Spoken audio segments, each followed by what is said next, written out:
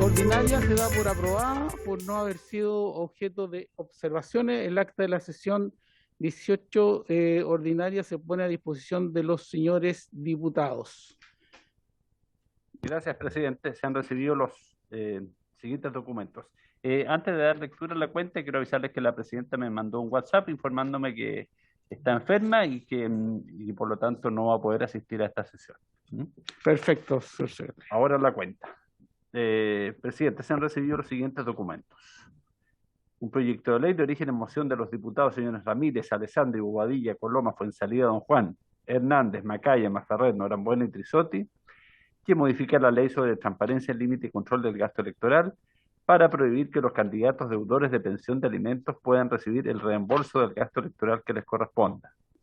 En segundo lugar, un oficio de la jefa de la Unidad de Acceso a la Información y Transparencia de la Oficina de Informaciones de esta corporación, mediante el cual remite para el conocimiento de la Comisión un reporte sobre la participación ciudadana registrada a través de la plataforma de Congreso Virtual en relación al proyecto de ley que modifica la ley sobre votaciones populares y escrutinios en materia de difusión de encuestas de opinión pública referidas a preferencias electorales y requisitos de transparencia y sanciones en caso de incumplimiento.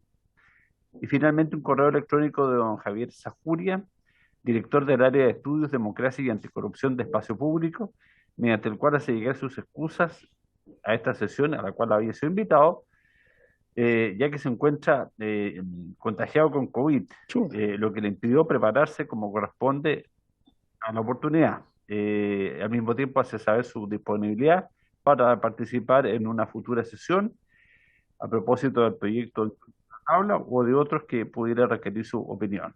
Esa es toda la cuenta, presidente. Bien, muchas gracias, señor secretario. Se ofrece la palabra sobre la cuenta. Puntos varios. Bien, pasamos a la orden del día. No hay nadie que esté. Nadie. El orden del día, la presente sesión tiene por objeto continuar la discusión general del proyecto de ley en primer trámite constitucional y reglamentario que modifica la ley número 18.700, orgánica constitucional sobre votaciones populares y escrutinio, en materia de difusión de encuestas de opinión pública referida a preferencias electorales. Con respecto a este proyecto, ha sido invitado la señora María Jara Quemada, oficial del programa de Chile y el Cono Sur de IDEA Internacional. Entiendo, secretario, que es la que está presente porque el sí, segundo señor ya está excusado. Entonces, si le podemos dar la bienvenida a la señora María Jara Quemada, si nos está escuchando, para que se pueda conectar. Hola, buenas tardes. Muchas gracias por la invitación. Voy a presentar, es bastante breve la presentación, pero me sirve de apoyo.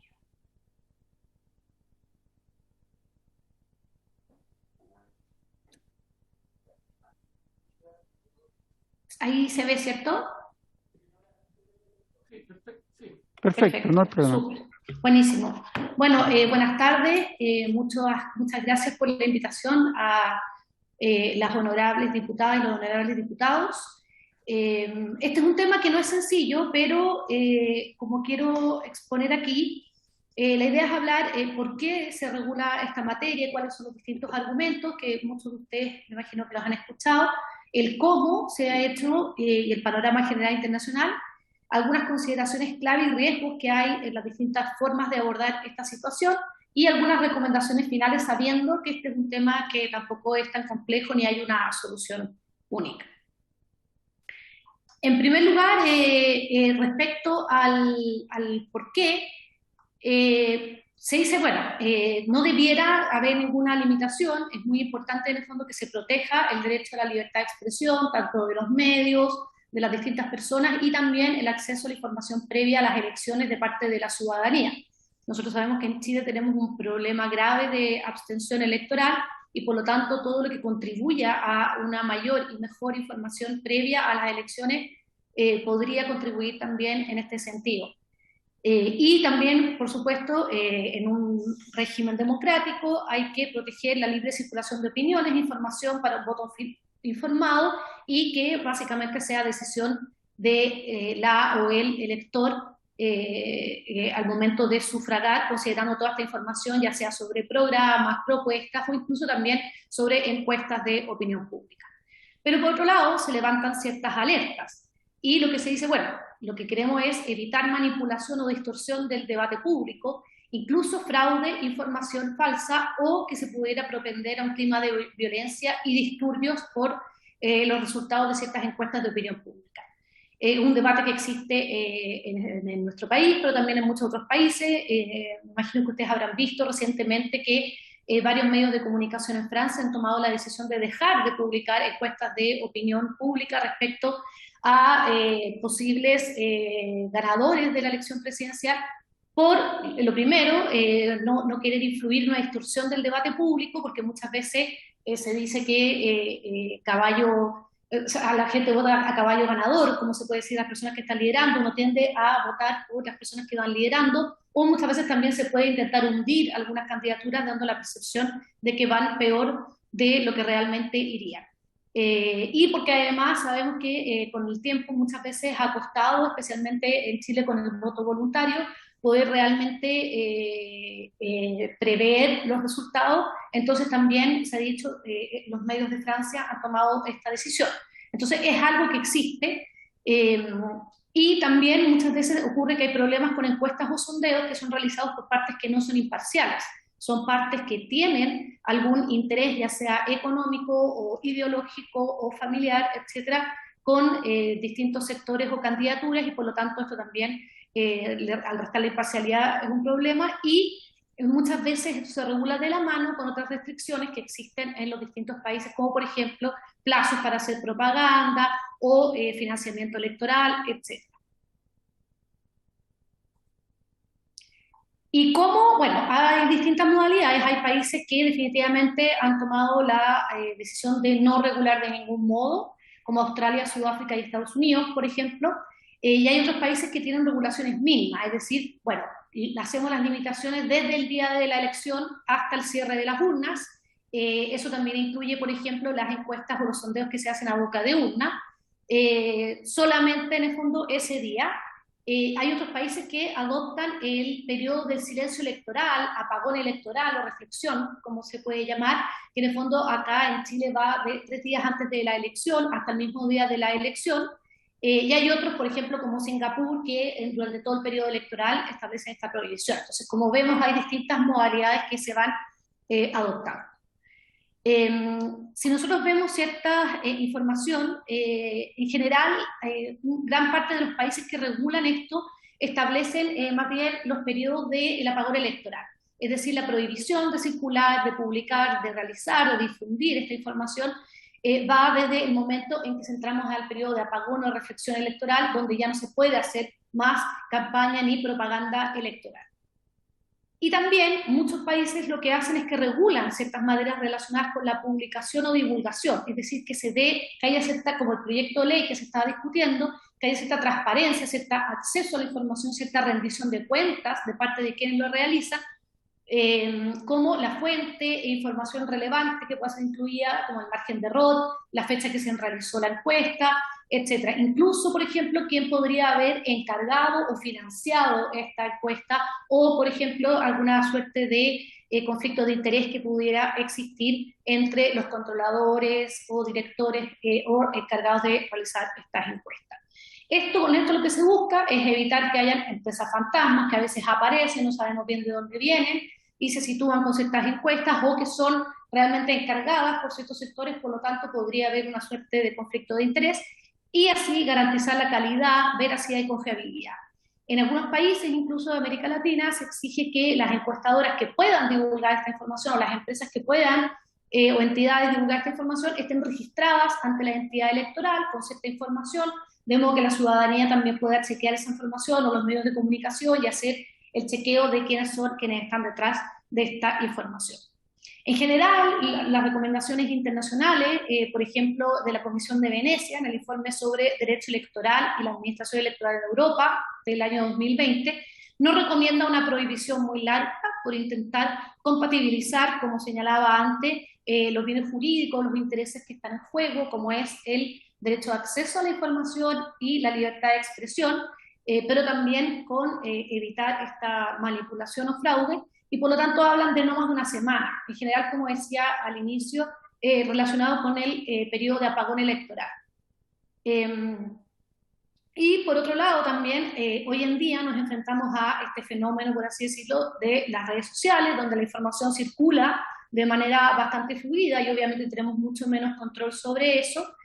Por lo tanto, con la dificultad de control y fiscalización con las redes sociales y además la publicación que se puede realizar de estas encuestas, por ejemplo, en otros países para bypassear, por así decirlo, la legislación nacional y las sanciones, la verdad es que también se hace muy difícil el control y la fiscalización. Entonces, se sugiere que se tenga mucho en cuenta esto, porque si alguien publica esto en redes sociales, bueno, la verdad es que a veces va a ser muy difícil controlar y sancionar. Entonces, como también no tomamos esta información en cuenta al momento de regular. Y las sanciones, en general, son más bien de multas y en ocasiones pueden ser también de suspensión por algún periodo de tiempo del ejercicio de estas empresas, compañías, asociaciones, personas jurídicas, etc. La tendencia en América Latina y el Caribe es al crecimiento regulatorio. ¿Ya? Hay países que tienen escasa regulación, como puede ser Chile, Brasil y Uruguay, donde en el fondo en Chile se establece un periodo que para los estándares comparados generalmente es alto. Hay ciertas sanciones, pero en general son a los medios, no hay exigencias de transparencia ni acceso a la información. Y hay algunas que tienen regulaciones más especiales y más profundas, como son Costa Rica, Colombia, Honduras, Panamá y México.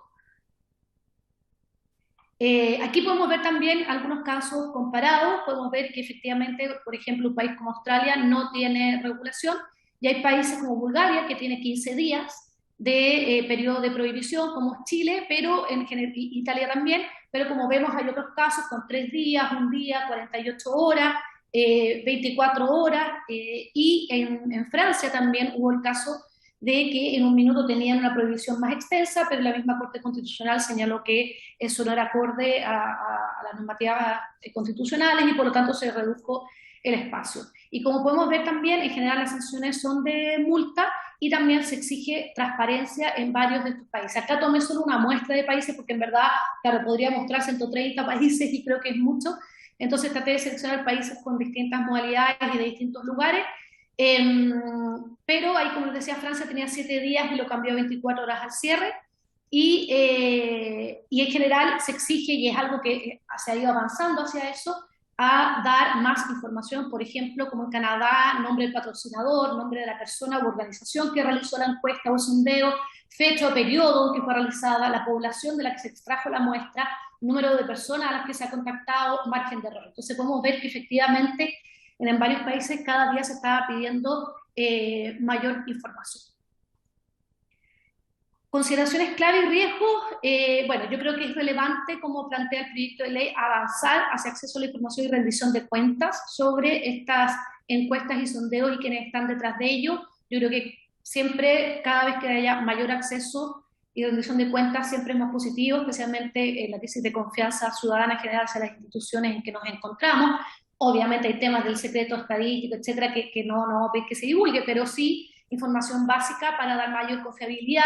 Esto va a permitir que las mismas encuestadoras que realizan esto vayan subiendo sus propios estándares. También que uno de los objetivos que hay que buscar es fomentar un debate y voto informado y, por supuesto, evitar el fraude o manipulación. Como decía antes, hay que tener muy presente el fenómeno y el efecto de las redes sociales y tecnologías de la información, que a veces uno puede querer regular ciertas materias, pero se escapa, por ahí queda un vacío legal importante y que puede terminar siendo letra muerta. Sanciones penales también, yo creo que es algo que hay que revisar, hay que ser cuidadoso, y que puedan ser solo administrativas y multas, ¿ya? O incluso como en algunos países con la suspensión. Y por último hay que tener muy presente, como en este tipo de regulaciones, la capacidad de fiscalización y sanción. O sea, efectivamente, ¿a quién le vamos a dar esta atribución? Al servicio electoral. y qué capacidades va a tener para efectivamente realizar esta fiscalización. Vamos a permitir, como se ha hecho respecto a las normas de campaña, gasto y propaganda, denuncia pública también para ayudar con su fiscalización, pero en el fondo que si vamos a entregar estas facultades que tengan también la capacidad para que tampoco quede en letra muerta. Y hoy en día, a mi juicio, la norma solo establece sanciones para los medios de comunicación, pero no así, por ejemplo, para las encuestadoras que la hacen. Entonces también ahí hay un tema. Y recomendaciones finales, se puede hacer una combinación de señales, plazos más breves, pero con más información. A nuestro juicio, lo más relevante en verdad es esto segundo, que haya más información, ¿verdad? Que subamos el estándar de estas encuestas, de estos sondeos, para que tengan rigurosidad y para que esa información que si es que le va a llegar a la ciudadanía, que efectivamente pongamos los incentivos en que no haya fraude, no haya manipulación y sea información más bien certera o bien recopilada, tratada, etc.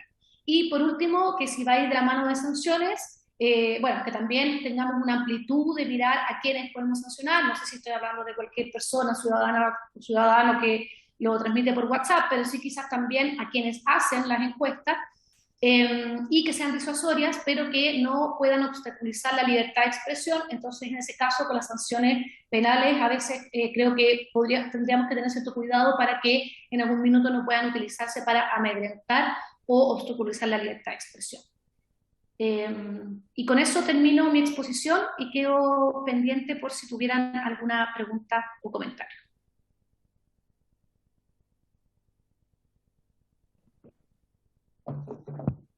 Bien, muchas gracias por la exposición. Ofrezco la palabra yo a los diputados si quieren hacer una consulta a la señora María Jara Quemada. Ofrezco la palabra.